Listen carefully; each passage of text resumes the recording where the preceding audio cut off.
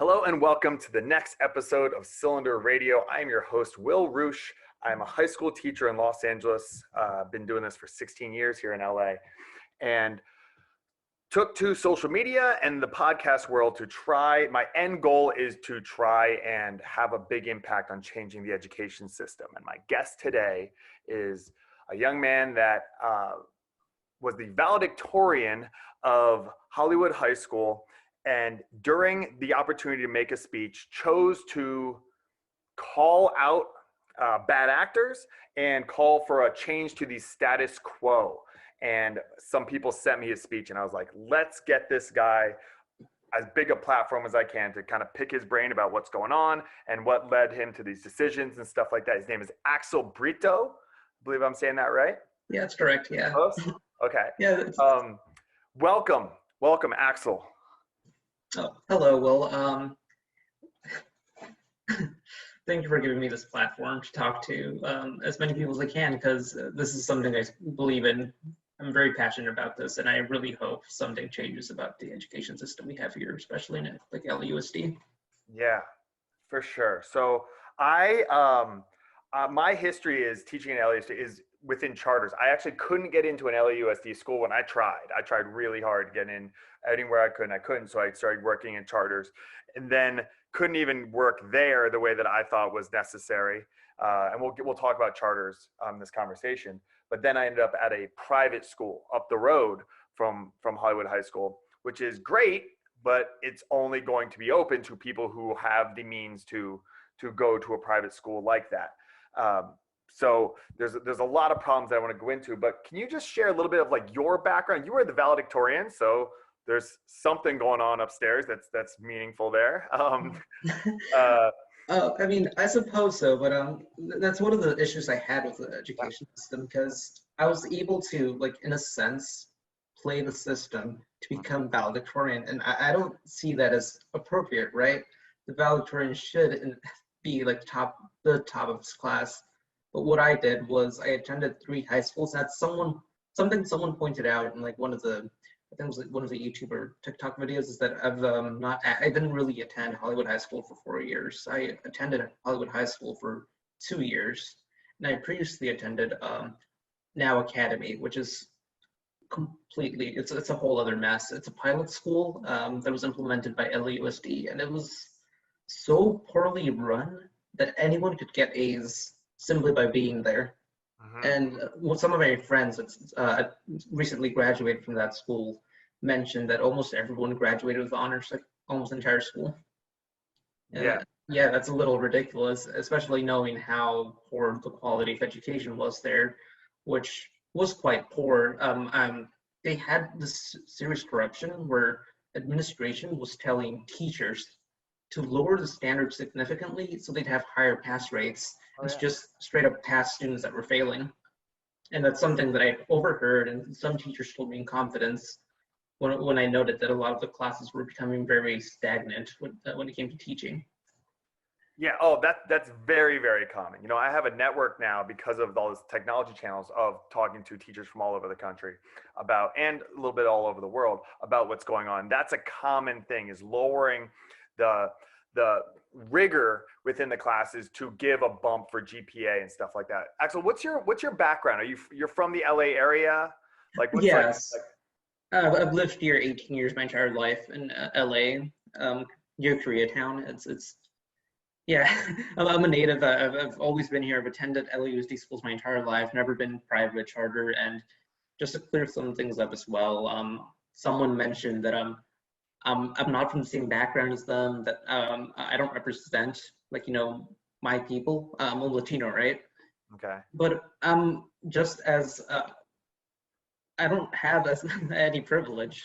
Like, I wouldn't like to think I have a lot of privilege, just to clear that up, because some people mentioned that I was heavily privileged, that I had access to all these resources, but in reality, I have access to like the same resources they have. It's just a matter of being informed by adults, right, or researching.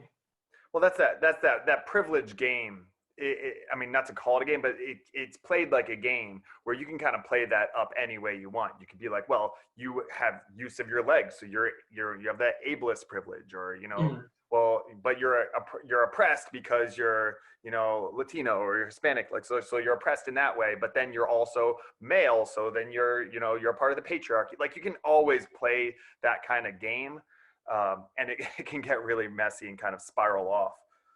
But you were chosen as what? You had the highest GPA among graduating class. How many kids were in your graduating class? It's pretty big. 316 about, something like that. Like most of the school graduated because the standards were pretty low.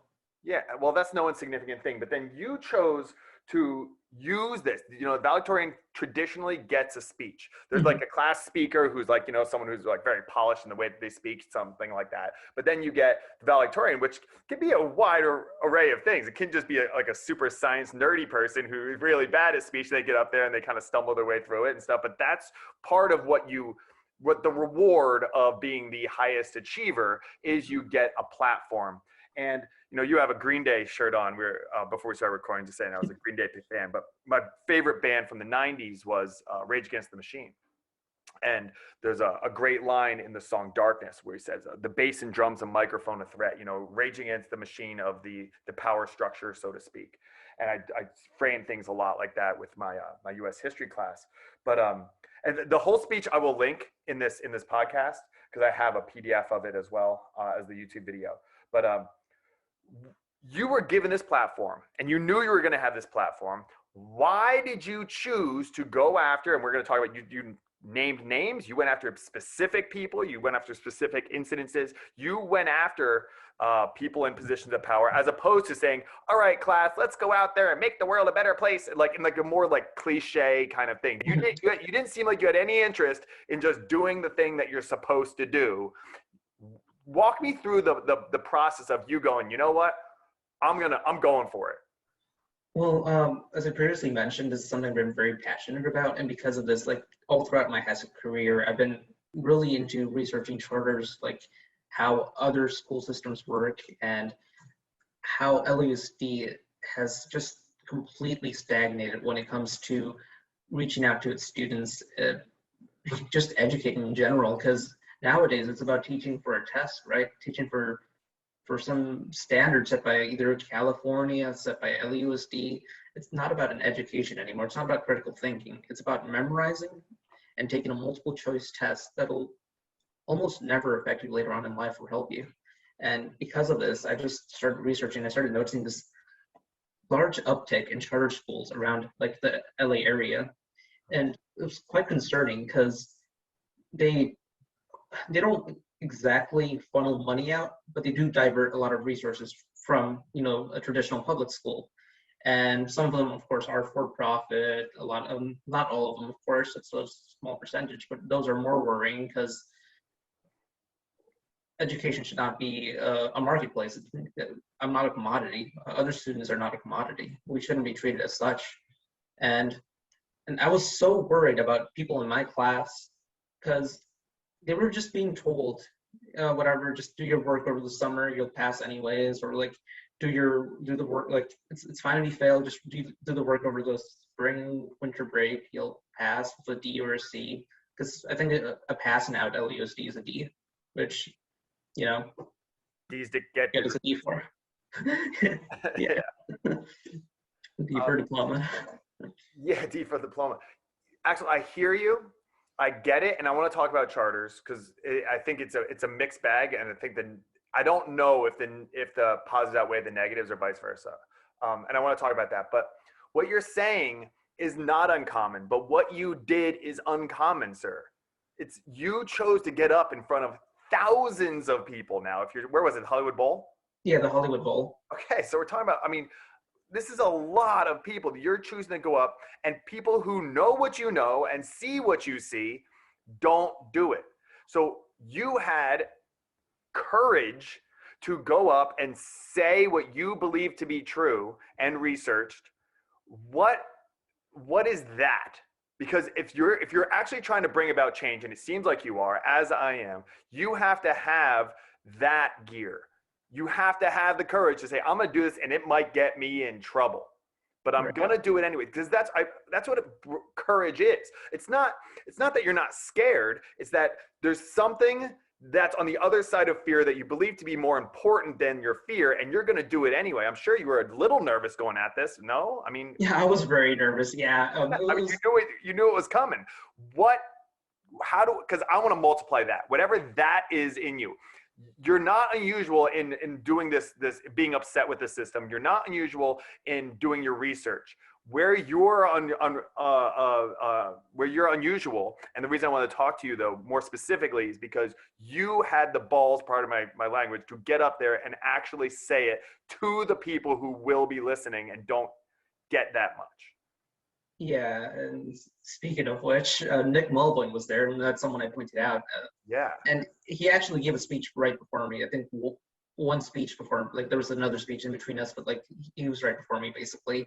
And he basically pandered to us, you know, the usual, I care about the kids. And he later sent, later he sent everyone in LAUSD, like all the parents in LAUSD, the same speech. It was just he had that speech. He just said that speech to every school he went to.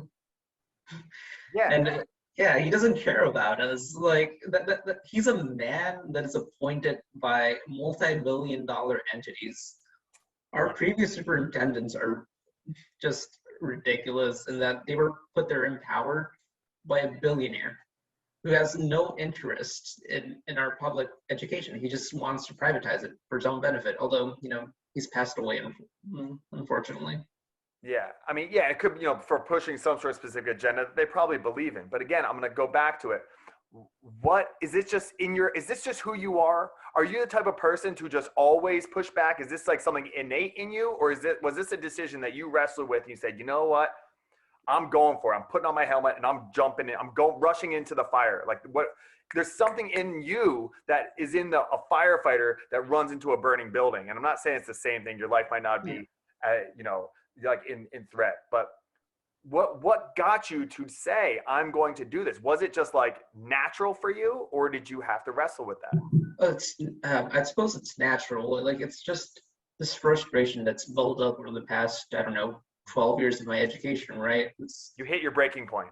Yeah, I've hit it a while back. It's gotten to the point where our education is heavily undervalued, and everyone cares about graduation rates, right? But what does the higher graduation rate mean when someone can basically flunk a class and do it over like a break in 2 weeks through like some sort of software called like Edgenuity? I'm not sure if you know what that is, but that's like a recovery software LUSD uses to recover lost classes. And I just see it ridiculous because I've heard students say, oh, I just searched the questions on Quizlet and I'm done with the class in like 2 weeks. It's like, that's not a class. You're not getting an education out of this. Like, what's the point of coming to high school then? Like, you're not offering shop classes for kids that don't want to go to college, but you're not really helping them get to college either. You're just passing them. And that's frustrating because not only does it affect those students, it affects me. It affects everyone who actually wants to achieve. It affects everyone because no child is left behind, right? Everyone's held back. Yeah. Yeah. That's the idea, you know. But they rush kids through because you can't. I mean, I taught one of the charters I taught. I had a 21-year-old junior, 11th grader, you know, because and then they were just like, all right, just push him through. But he was really struggling, obviously not getting what he needed, you know. So you just hit your breaking point, and I guess people just have their line in the sand. Your line had been crossed, and then it was trampled on and crossed over and over and over again. And you just were at a point where you're like, all right, I'm going to do something, and that's, I guess, a lesson for the listeners to recognize that we all have our lines that we need to draw, and you should be prepared if that line gets crossed to do something about it if you want to really make a change. Yeah, and speaking of which, the speech wasn't meant to undermine any of the students, because a lot of them took it as a lot of them actually took it in a negative way. A lot of students didn't appreciate me calling out the problems with our education, because there's not only is it our education, it's volunteer hours. Like almost every aspect of graduation has been undermined by the system itself. Like they set these standards and then lower them as soon as they notice like none of the kids are reaching them. We have apps like Treatum help students with volunteer hours, but in reality, it's just a way to easily figure apps. It's made by two brothers that are gentrifying our LA communities. It's ridiculous that LAUSD would partner with two brothers that are gentrifying us. And then we have administrations promoting the app, straight up telling kids, yeah, just fake your hours. Say you did 20 hours on the app, 15 hours. Yeah, just so you're not actually going out in the community, no. meeting homeless people, helping them with their getting them the cord on time, helping little old ladies across the street, so to speak. No. Well, one of the things of Freedom, one of the volunteer work hours was going vegan for a day. You could technically do 24 hours of community service just by going vegan for a day. And some people did that. I did that. I mean, I actually had volunteer hours, but I didn't actually record any of them. So I was like, okay, I might as well do this and see if it works. It was approved in like a minute. That is unbelievable. Yeah, I said that I spent 15 hours filling out a petition, and that counted as 15 hours of volunteer work, and that cleared out my LAUSD requirements. And that's what a lot of people did. I actually wrote an article about this, and it's ridiculous what's being used in our communities. So you did some planning for this because you have to get this right. You called out people. You called out Nick Melvoin, Monica Garcia, Tanya Ortiz Franklin, Kelly Gomez. I think it's spelled Gomez with an N. Yeah. Yeah, if you're gonna call people out by name, you got to get that right because right. Otherwise it could be it's pretty slanderous and if you say something about me that's not true, I'm gonna come after you. Yeah. So you had to really make sure your ducks were in a row going after these people, and I'm sure that they didn't refute necessarily what you said because it's out there. So how did you do that? Did you kind of all right, I'm going to the lab, I'm gonna kind of formulate this to make sure that I'm correct, because you don't want to say something that's not correct in front of that many people. Yeah, so just to begin with, I had the administration at my school. I had a fake speech. I had a Ronald Reagan quote, something about the Bible, something. Yeah. And I asked them who's going to be there so I could mention them by name, say thank you. And I got a list of all the people that would be there, the superintendent. Actually, I find him pretty chill. I'm not sure if he's actually going to make change, but I hope he does, because he really did help Miami-Dade, although he did advertise it a little. And Prop X, but yeah, I got the list of names. One of them be Nick Melvoin, and I knew who he was. He was that one dude who in 2019 diverted school LUSD resources for his re-election campaign, right? And I was like, oh wow, he's going to be there. He's actually going to be talking. I was like, okay, I'll do some more research, and the more I dug into him, just the more scummy he was. He's essentially funded by charters, and then he turns his back to us and feeds the charter system private information, confidential information. They're not supposed to know, and it's ridiculous. And I spent like a good 3 hours making sure all of this was accurate, and it was this all happened, but there was no consequences to his actions. He just got reelected actually, because the only person running against him was an anti-vax teacher. Well, which gets to a good point is there's so little care about education. Obviously, I've dedicated my life to it, and the lack of passion that people have about it, it's really interesting. I was with these big intellectual influencers last weekend. People get 600,000 views on every YouTube video and stuff like that. These really prominent names. I was like, do you guys ever discuss K through 12 education? And they were just like, no, not at all. I was like, you're into intellectual space. You're talking to all these super geniuses, all these college professors. You don't talk about K through 12. Who cares? People don't care. Now we get the lip service of oh, Will, you guys should be paid like athletes and actors. Well, clearly not, because people give a shit about athletes and actors. They don't care about us. So no, there's a free market system here, and you don't care. So I think it's a playground for people to manipulate that, because they're at these school board meetings and no one else is, and probably to give the benefit of the doubt, maybe some of these people Nick, what is it? Melvoin. Yeah. Him, maybe deep down, he means well in his way, but what he's missing is the stuff on the boots on the ground stuff that you see every day going through these institutions of how the system is manipulated. If your head's up in the clouds about the big stuff, how are you finding out about the small stuff, so to speak? You know, it's the same thing with, we see politicians who are talking about big issues of like systemic oppression and stuff, but they're not seeing what's happening on the streets of LA because they're too busy, you know, in some fancy room in Washington, D.C. or something like that. You have to have an understanding of what the average person is going through. And, you know, that's just, I don't know if you'd be average, but you are, let's just say like just to pluck someone out from this school, you know, to tap into all the things that you're seeing, your friends are seeing, your community seeing in these schools. Maybe they're just oblivious to it, and you talking about it openly will bring attention to it and maybe fire up other people just to call him out and call the people in leadership positions out to do it. I don't know. Was that your aim? Was your aim just to shine a light on the stuff? Well, it was to shine a light, but I was actually hoping it would bring about, at the very least, some media attention to where he wouldn't be reelected, but unfortunately that never happened. I was contacted by some media sources, but they never really, like, you know, they talked to me, we were on the phone, we emailed back and forth, and they're like, yeah, we might come visit you. They never did. That never panned out, so I was like, okay, that's fine. But then I was like, I called out Pio Pico Middle School, that's where my sister attends, and then Orville Wright Middle School, just to see if like I can actually like help prevent this, or to at least help prevent other schools like them from turning into charter schools, because we're under the illusion of free choice, right? Charter schools are free choice. What's the choice if all you have are charter schools?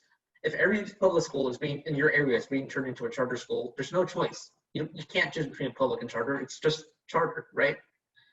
And then I grew even more frustrated learning that this predominantly Hispanic and like Black school is now turning into like almost predominant white school. Like, how does that happen? How do you get all these white kids to attend this school that was previously Hispanic? Like, what are you doing to like these schools?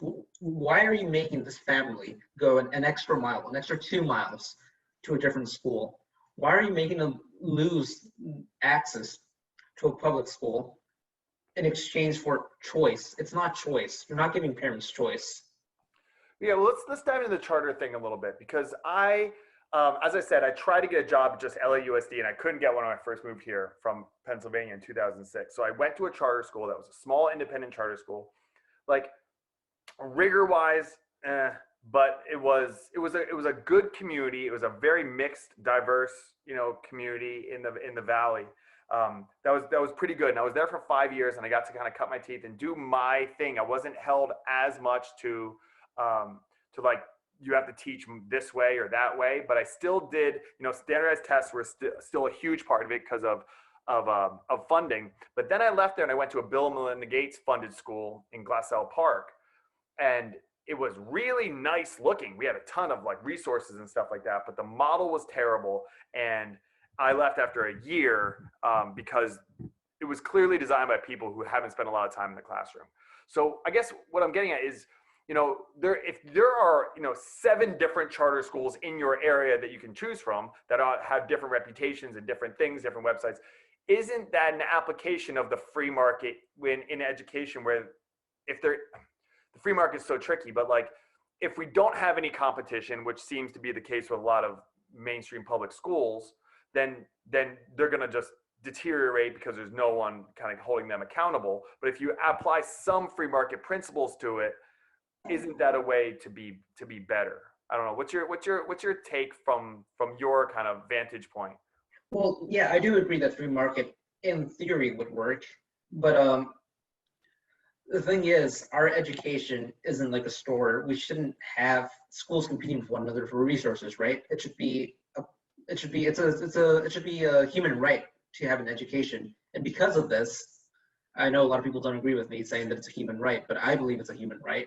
I feel like everyone should have access to a quality education. And instead of like having competition, what if we held public schools to a higher standard? What if we funded it better? What if we paid teachers more? What if instead of building a new multi-million-dollar school, I don't know, in the middle of nowhere, like Now Academy is part of the RFK system, right? And that school was was the second most expensive school in the United States. It was almost $500 million to build. What if instead of building that super school that is underperforming to great extents, we funded other schools better? What if instead of kicking out a public school and turning into a charter, we just funded it better? Because we clearly have the money now because of COVID to provide all these PCR tests, to have all of this. Like, why can't we have that same type of funding all the time? Why can't we give these resources? And then coming back to the whole idea of funding, some people have labeled me as racist for this theory I have. Not even theory. It's this program called BSAP. It's called the Black Student Achievement Program. I think it's a great idea. It's amazing. But at my school, they were being funded almost to the same level as the entire school. Our school was 10% Black. Actually, 11.6% Black. I guess I have to be accurate. They were being funded by $833,000 by defunding school police, right? They were getting $833,000, and the school itself was getting $1 million. And all that money was going to a small subsection of the school. And my argument here is that every minority, every person that is oppressed should have access to these resources, right? Latinos should have access to those resources. Asians should have access to those resources. It's not just Black people that are oppressed. It's like, I understand they do have obstacles. We all have obstacles. And they do struggle more with school, right? But everyone should have access to those resources. A lot of the students that are underperforming at Hollywood High School are English learners, and because of this, they can't really apply themselves, and because of that, our school underperforms. But then they're not given these resources. It's given to a small group of students, and it's ridiculous. It's not about competition. It's about properly allocating funds and increasing funds as a whole. Or at least that's what I'd like to believe. Yeah, I hear it. Like, in the competition, when you say competition when it comes to education, the competition should not be who can get you to graduate with a 4.0 because everyone wants to send their kids there or something like that, or make it a zero-sum game where the opportunities are going to this school are going to be taken from this school. How are we going to make this so it's a positive sum game where all schools can be lifted up? I think about private prisons in a similar way. Like private prisons, the way they make money is by filling up prison cells. That seems like a horrific idea, but what if you use the free market system to basically change the incentive structure to make it positive sum? Something like let's say the recidivism rate, the rate that when you're released of going back to prison is something like 60%. Well, if you create a prison where the recidivism rate drops to, 50%, then you get more funding. So like you get X funding for 60%, you get 1.5X for getting it to 50%, 2X for 40%. And then what you do is you create a system using free market principles to get people better.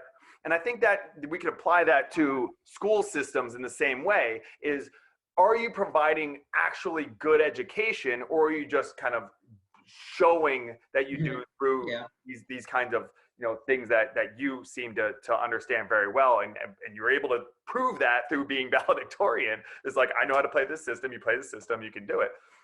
I think that one of the big things that's stopping this progress within the entrenched regular schools, for lack of a better term, is things like tenure. Things like these powerful teachers unions are really, really powerful. And they were pushing for a lot of stuff like closing down schools during COVID, when a lot of, medical experts were saying it's not a good idea, mental health reasons and stuff like that we're starting to see now, that I'm sure you've seen. And it's also the lack of freedom on teachers. You were really complimentary towards my people, towards the classroom teachers. But what's going on right now is a lot of bureaucracy. We're bringing in a lot of consultants, these high paid consultants to come in and tell teachers how to teach, appropriately, even though they've never been in the classroom. They've never actually sat there and talked to a whole crew, 40 teenagers day after day after day, which is not easy. And they're bringing a lot more of these consultants, a lot more of this bureaucracy, and less classroom teachers. And they're telling teachers what you have to do, all these hoops that teachers have to jump through.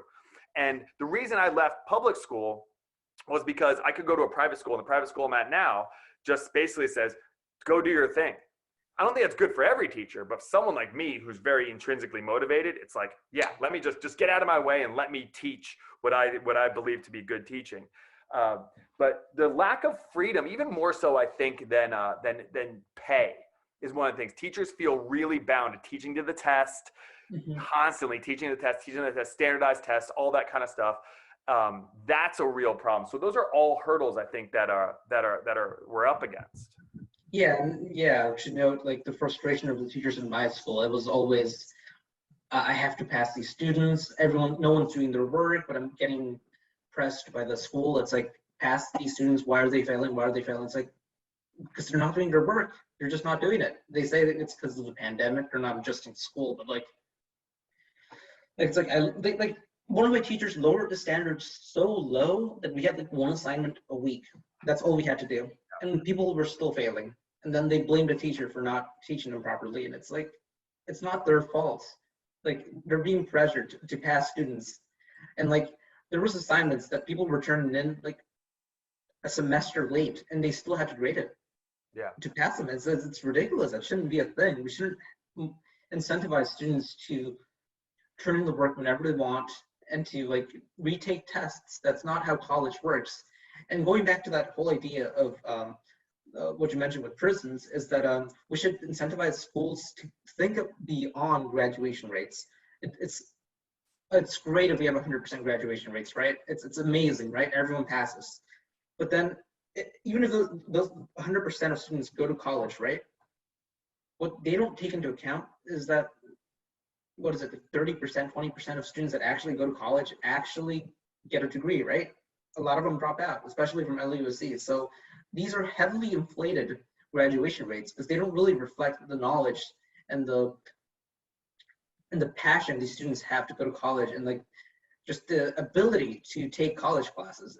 If you pass students willy-nilly, right, they don't have the academic rigor to actually take these classes at the college level, because all their life they've been given the opportunity to pass, right?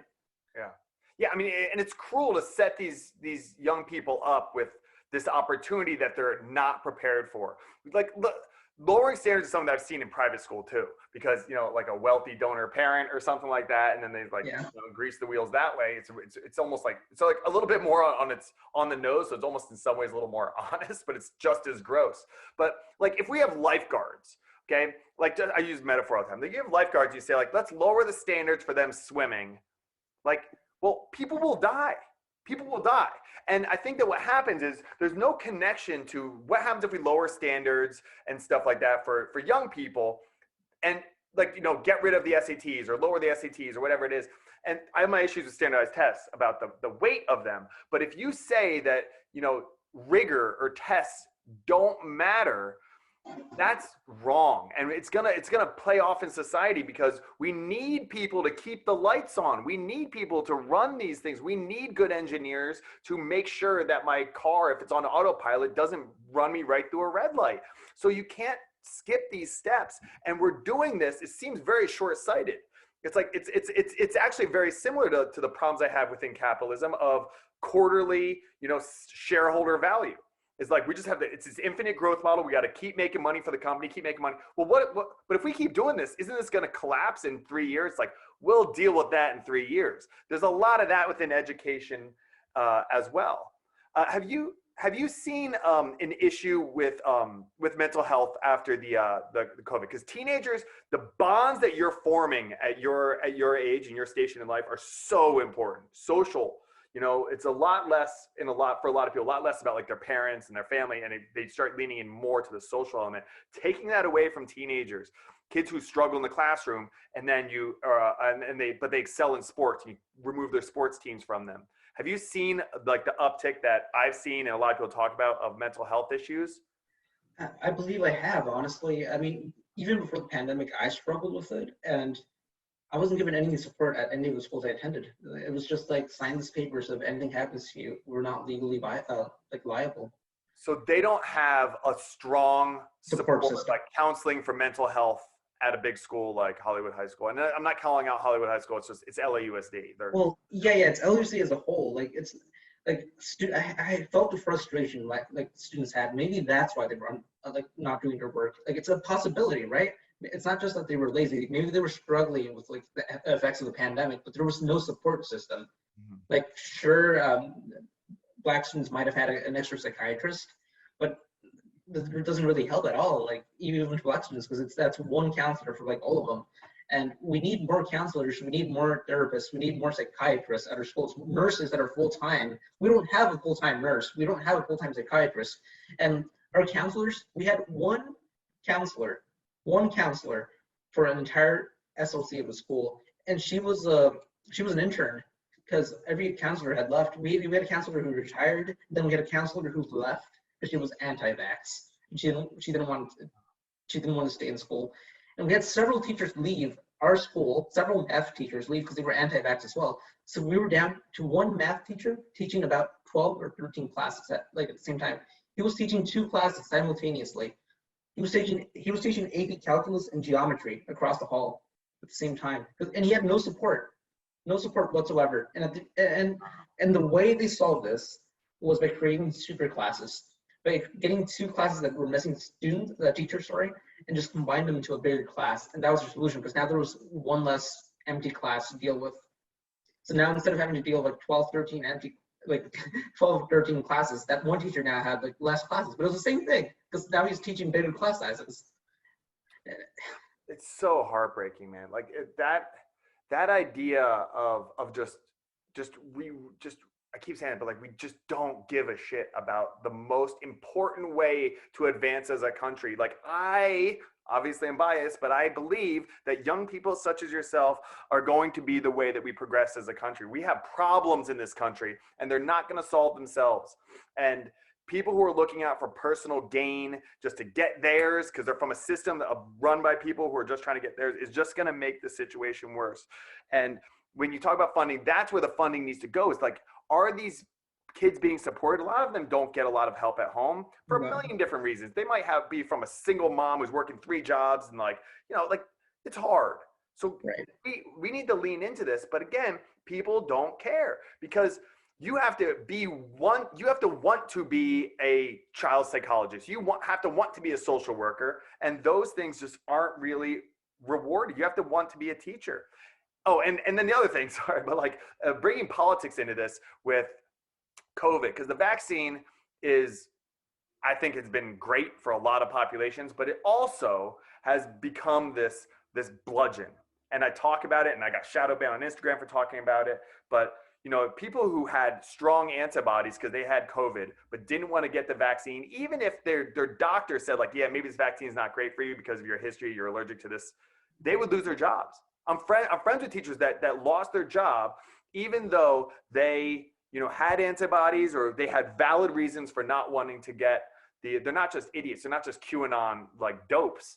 They were well thought out people that didn't want to. And then you let them go because it's what? Because it's better for the kids. It's better for the kids to lump them into this giant super classroom where they're completely ignored. Is that better? I mean, honestly, I can't comment on that. I've had a lot of people that were anti-vax reach out to me, and it's a whole can of worms, and that's something I wouldn't want to talk about. But I do agree with you that mandating this vaccine so early on, I think it was a great idea. I don't know if it was a great. Honestly, I don't know how to feel about it. It's you're enforcing this, but at the same time, you already have a teacher shortage to begin with. There was a math and science teacher shortage. I think English as well, as a whole, in just the United States, right? Because no one wants to become a teacher, right? They're not getting paid enough.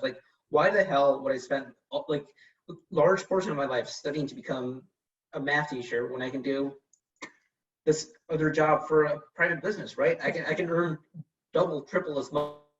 I can actually have a living. I don't have to deal with kids all day. Why do I become a math teacher? Why do I spend a large portion of my life studying when a PE teacher gets paid the same amount as I do? Someone who just sits around. What's the point? Why do I study? Well, yeah. Well, and something else actually that I think is part of this is, and why I expanded my classroom is the way I talk about it. Because I would come home, my wife is in business and she does a lot of social media marketing, and I would tell her the stuff I'm doing in my classroom. She's like, "This is really good stuff. Well, you should put this online." I'm like, "What? I'm not talking to my phone like a douchebag. I don't want to do that. That's uncomfortable. I didn't have social media. I wasn't a fan, but I'm thinking that what I'm trying to do is make some sort of scalable way for good education. Because as you said, because you said about the PE teacher or something like that, a great teacher in LAUSD gets paid the same as a terrible teacher. That's the way the structure works. And what do you do if you're great? What do you do if you're a great nurse or a great firefighter? There's no real way to get that to the masses, and that's a real part of this is if you are great at your job, you don't get any kind of monetary reward for that. You might get more kids saying like, thank you, you helped me, which feeds me, but also my wife makes a good living, so we have food in our refrigerator. For a lot of teachers, it's tough, live in Los Angeles and things like that. So that's another structural problem is how do you, and I was at charter schools that tried, like how do you scale good education so that better teachers get paid more, but how do you quantify that? Standardized tests. So then the good teachers are just the ones that score the kids with the highest standardized test scores, which means you just teach to the test. It's a really tricky problem to solve. And ironically, the people that we need to solve these kinds of tricky problems are going to come up in a school system that's failing them.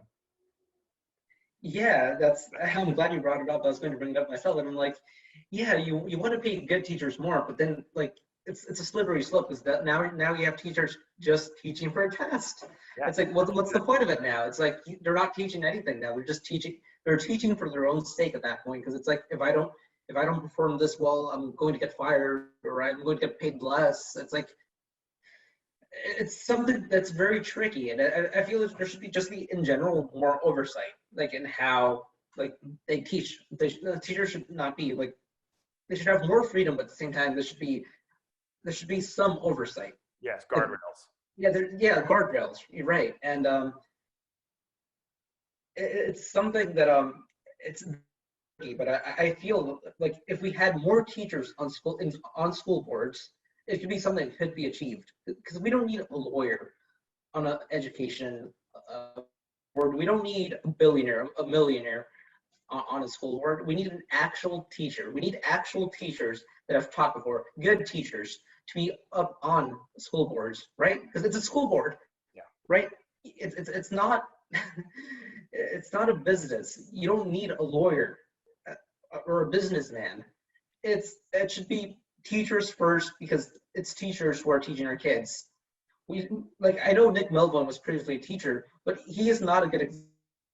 He's a man that is funded by private entities. Like at the end of the day, like most of his funding comes from not even from LA. It doesn't even come from California. Most of his funding just comes from external sources. It's like Walton family and stuff like that. The Walton family, Amway, the Gates Foundation, all those foundations that are actively trying to turn public schools into charter schools, because that's their plan. Like, they treat charter schools as this choice to parents, right? But the best way to have more students in charter schools is by closing down public schools. Yeah. That's how they inflate students attending charter schools, right? I think right now, 40% of schools at LUSD are charter schools or something like that, or at least 40% of students are attending charter schools. And that was achieved by closing down and opening up more charter schools than there were public schools.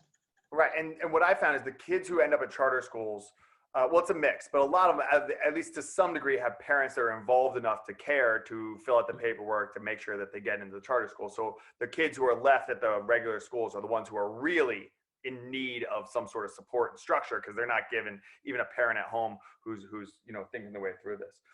I'm watching you as we talk about these complex ideas. Actually, you wrestle with it. Whether it's about COVID or charters, you're like, That's education. That's the part, is like not just saying the things that you're supposed to say, whether that's a score on a history test, or it's like whatever the next woke thing is, or if you're in Idaho, the next conservative thing is. It's actually thinking. You said critical thinking. That's why I'm writing this curriculum through Heterodox Academy for critical thinking, to hopefully it gets into schools, because there needs to be more of that, of how do you wrestle with things that don't have a clear-cut answer, because That's how we solve these problems, because most problems that need solving, could be education, let's just stick with education, are extremely complex, and you need to know how to wrestle within that nuance and that complexity. And when you're just regurgitating information from, that you found on Quizlet, or you're just spark noting so you know what the symbolism means and blah blah blah and Great Gatsby or whatever it is, then you're not actually wrestling with it the way that you're supposed to. And yeah, that's a great point. Like, it's not black and white. It's like that whole, I guess, woke culture. It's not like black versus white people. It's about everyone. Like, everything should be taken into account. It's not about a test score. And at this point, it's almost demeaning to say that we should get rid of SAT scores because people of color perform worse. It's like, so you're saying we can't perform better? You're saying give us the support to perform better? Yeah. It's like, it's demeaning to me. It's demeaning to everyone. It's like, oh, white people perform better, and because of that, this test is no longer valid, using it anymore, right? It's like, so what was the point? Like, are you saying you as a school, you as a district, you as a company, College Board, can't give us the support, can't give us the resources, can't give us everything we need to perform as good as they can? Like, yeah, that's a disgusting. That's like a lot of like the black intellectuals that I love and follow and interact with, had on the podcast, talk about is, that like that's like a KKK kind of argument. Like, oh, you can't achieve. You're black or brown. Oh, you can't achieve like these white kids or these Asian kids or whatever because they're the model minority. All this kind of stuff is like really ugly, and that gets perpetuated in these policy changes. It's like, well, there's so many hurdles. Okay, well, build them better legs. Hurdles build strong legs. Do you think they can't? Or do you think that they're just not given the opportunities to exercise their brain in a way that gets them there? Because the latter one is solvable. We just got to give them a better education. But if you say that they can't, well, that's like, go hang out with David Duke then, because that's like the argument that hardcore white supremacists use all the time. And I don't think that's something that we want to push through, even if it is under the social justice kind of banner. I mean, yeah, so like that same argument can be applied to charter schools. It's like, well, people of color underperform at public schools, so, let's build a charter school because they can't perform as well as a white student at a public school, right? It's like, if they're able to perform better at a charter school, that just means that that charter school has better support systems, right? There's more leeway and there's a better education system. It doesn't mean that a charter school was the solution to begin with. It's just that we need to give more resources, not only to the teachers, but also to the students, the support they need, right? It's always about keeping up appearances, right? Like having that whole BSAP program of defunding school police, that came right after the BLM movement. And I think it's a great idea. Like, I don't disagree with it. It's a great idea to give Black students more support, but it's always to save face. They always implement this. It's like that whole like thing of like Monica Garcia, where like she's like that bull in like a China shop, right? Where like she like just implements policy after policy that doesn't really help us. Like, she got rid of the whole idea of suspending students, or like lowering suspension rates almost to zero, because it just looks better, right? Because Black students were primarily being suspended, so now, or like not even Black, just Black and Hispanic and like people of color were being suspended at like disproportionate rates. So it's like, what's the solution? Just don't suspend anyone, right? It's like, yeah, even like they're spending money. Is that money actually helping them? That's when I go down when it comes to social justice stuff. Is this helping? Let's do this social justice curriculum and let's read this book. Is it helping them? Because isn't that your goal? Isn't the goal to give people from, historically marginalized backgrounds or current, systemic, oppression elements, or lower on the socioeconomic hierarchy, whatever it is, isn't the goal to rise them up? Is there data to show that reading Ibram X. Kendi's How to Be an Anti-Racist rises them up? Because if there isn't any data to show that this is actually helping, then how are you so confident enough to throw millions and millions of dollars at these problems? Shouldn't we be pretty sure that if we're devoting that much resources to this problem, it's actually going to solve it? And those are the kind of questions that I ask, and I get in a lot of trouble for because I'm questioning the social justice kind of narratives. Actually, you were given a microphone because they said, you are smart, you're the valedictorian, but then you got up there and you started speaking stuff that it was almost like, whoa, that's too smart. Like it was almost like, okay, well, hold on. Like, it had that feeling of the school wanted to brag that they made this smart young man. And then when he started actually doing something that people like me go, whoa, that kid's brilliant. Then they go, wait a second. No.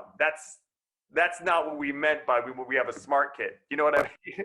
I mean, I don't think myself as brilliant, honestly. I think I'm quite perceptive, right? I guess I'm slightly above average critical thinker, but like I'm not brilliant. I'm not a savant. I'm not a genius. I'm not a prodigy. I just what I hoped that the school administration would understand was like everything that I was saying was not slander. Everything that I was saying was true. Like our teachers are giving the support they need. And at the end of the day, to have one teacher teach 12, 13 classes at once is ridiculous. And I'll tell you like a personal, like an anecdote of like what happened.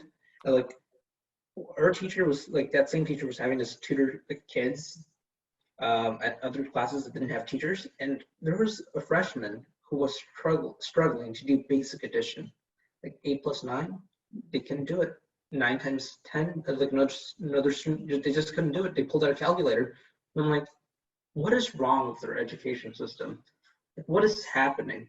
We have social media that is already like a huge detriment to like our psyches, right? It's lowering our attention spans. That's why I don't have social media, because it's huge negative influence. I have like hardly any.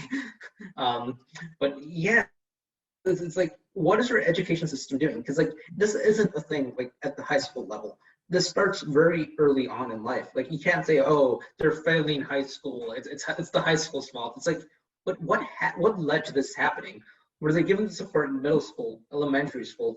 Like the idea of holding a student behind, like in elementary school, it's a great idea. Like holding students back that are like underperforming, it's a great idea because like statistically speaking, those students will perform better later on in life, right? But it looks bad. It looks bad for the school. It looks bad that he's like graduated in 19. So they never implement that. It's like, but that shouldn't be your issue. It's not about looking bad. It's about actually helping these students, giving them support very early on in life. And not only that, but like building a connection between school and parents, right? Because as you mentioned, kids at charter schools perform better because the parents are involved. And like, wow, shocking, parents are involved. That's why they're performing better. It's like parents are actively working towards like helping those students. But like, what about students that don't have parents or like single mothers? It's like, yeah, that's insulting, right? It's like, oh, it's because parents actually care. It's like, no, the mother is working 2 part-time jobs just to put food on the table. It's like, it's not her fault. They should just be given more support. It's like, it's a bigger issue than just, you know, parents not caring or like students being stupid or like teachers being lazy. It's or administration just being sloppy. It's this wide net of issues that are never taken into account. It's just standardized tests or like this student is failing because they're Hispanic and gay, or like this student's failing because he's disabled. It's like, no, these students should be given the support. Yeah, you know, and you know, like some people are just bad parents. They don't have a great excuse except for the fact that that's how they were raised. It's this cycle of just like a terrible situation. You parent the way that you were kind of, you know, parented and stuff like that too. But that's all, yeah, I'm with you. Like that's all stuff that needs to get factored. And when school systems are so big, LAUSD is so big, it just becomes a machine. It just becomes, you guys are numbers, you have a student ID number, and you're all just numbers, and it's all just like get people in, get people out, get people in, get people out. And school is not something that is clearly not designed to be like that. Education is something that you need community. You need to feel a sense of connectedness to your teachers and stuff. You know, you say that you're not like a savant or you're not that brilliant or whatever.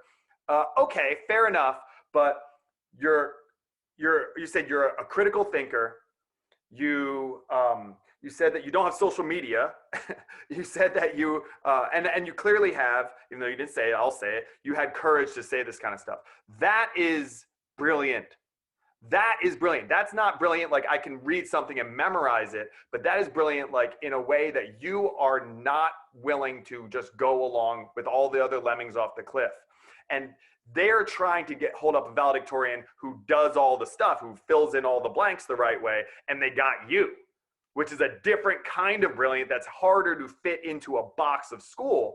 But I would argue, and you can look at data on this kind of stuff, that people like you, because you're not the only one who's kind of built like the way that you are, Axel, are going to be more successful out in the quote unquote real world. My wife didn't go to college; she barely got through high school, but she's very successful, doing good things for a lot of women in her industry and stuff like that.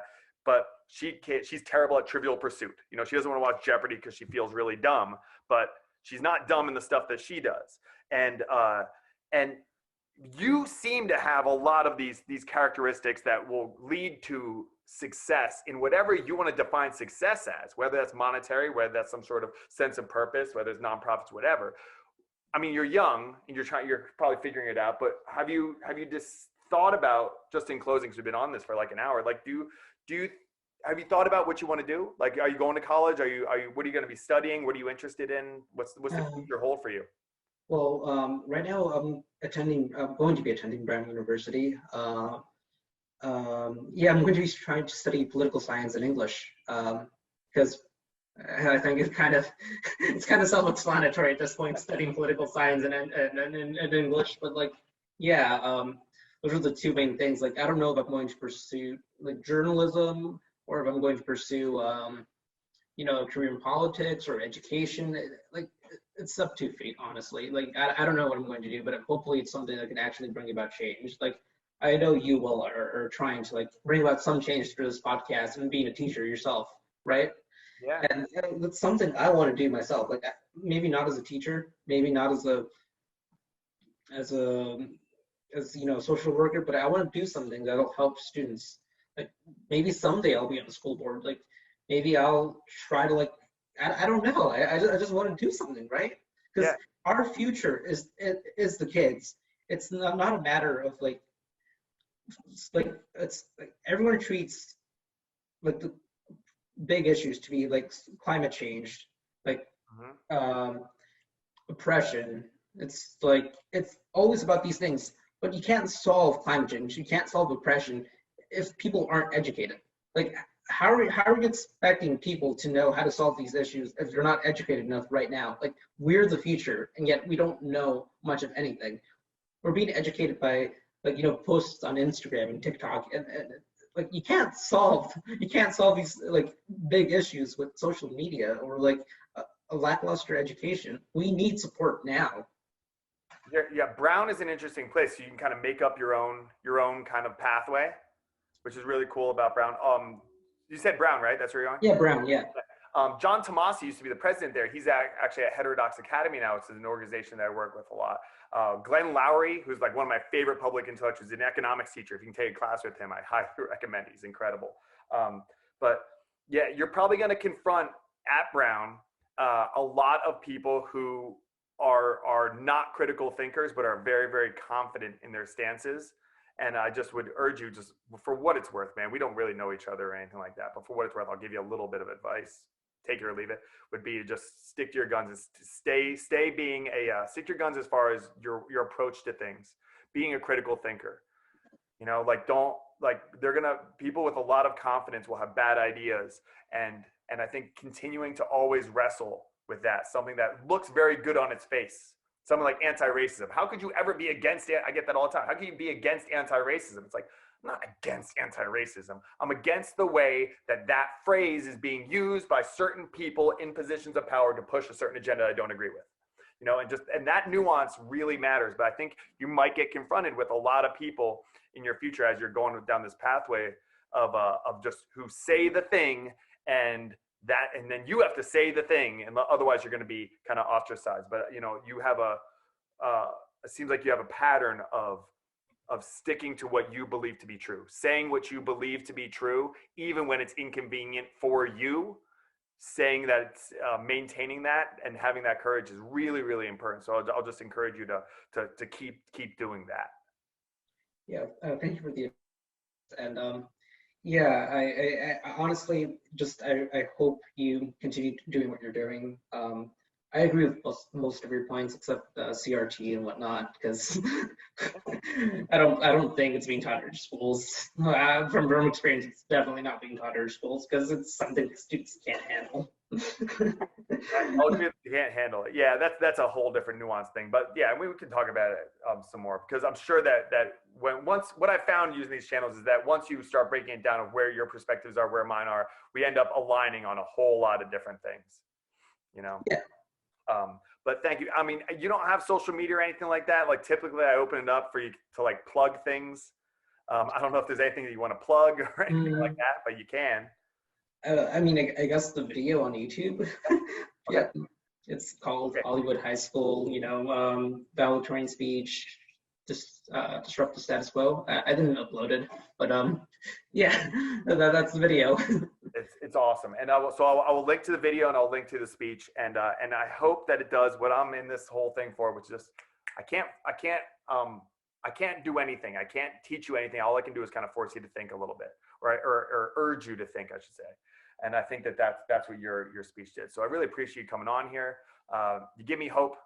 I can't bring on my own students, like a weird conflict of interest. So it's nice to bring on someone who's like the age of my students, who gives me hope for the future. And I really I'm glad that we had this conversation. I'm glad to see what you're doing, man. It's really, really cool. Alrighty. Thank you for the platform. Have a wonderful day. Cool. Take care.